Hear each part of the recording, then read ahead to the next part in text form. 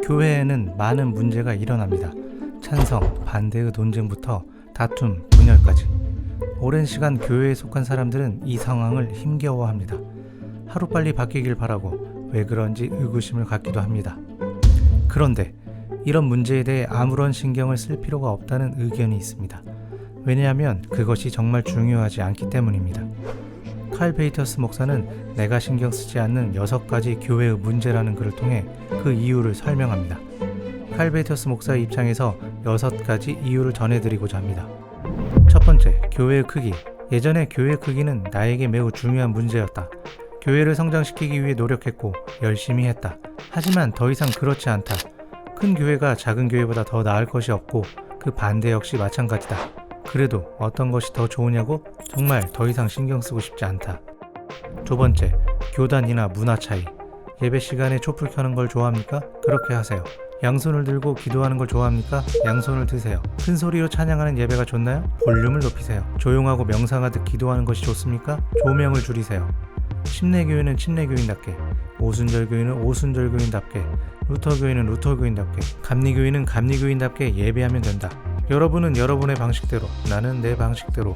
정말 중요한 건 예수님을 경배하고 성경 말씀에 순종하고 이웃을 사랑하는 것이다. 세 번째, 사명선언문. 우리는 사명선언문을 작성하자마자 그것을 이룬 것처럼 생각한다. 바른 말을 한다고 저절로 복음이 되는 것은 아니다. 바른 행동이 함께 해야 한다. 다른 교회와 구별되는 선언문이 있다면 훌륭한 일이다. 하지만 여러분의 교회가 사명선언문은 없지만 가장 큰 계명과 지상명령을 잘 수행하는 건강한 교회라면 그건 역시 훌륭한 일이다.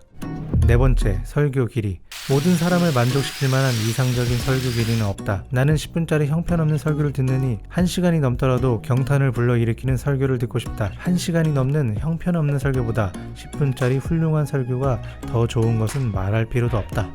다섯 번째, 성도들의 옷. 양복, 드레스, 청바지, 반팔, 긴팔, 무엇이든 입을 수 있다. 셔츠를 바지 속에 넣든 아니든 상관없다. 당신의 교회 문화와 사명에 적합한 옷을 입으면 된다. 감출 곳은 감추고 드러낼 곳은 드러내라. 보수적인 교회라면 일부 목사들의 자유분방한 옷차림 때문에 교회 수준이 전반적으로 떨어졌다고 한탄하지 말라. 자유로운 교회라면 보수적인 교회에 대고 목사들이 스키니진을 입어야 현대사회에 다가갈 수 있다고 주장하지 말라. 옷 얘기는 패션쇼에서나 하고 교회 로비에서나 설교단에서는 그런 얘기하지 말자.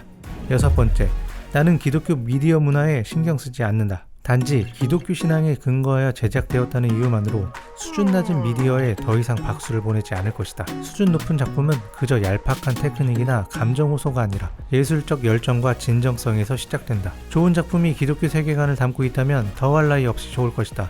하지만 그저 기독교 영화라고 해서 좋습니다 하고 절대 말하지 않을 것이다.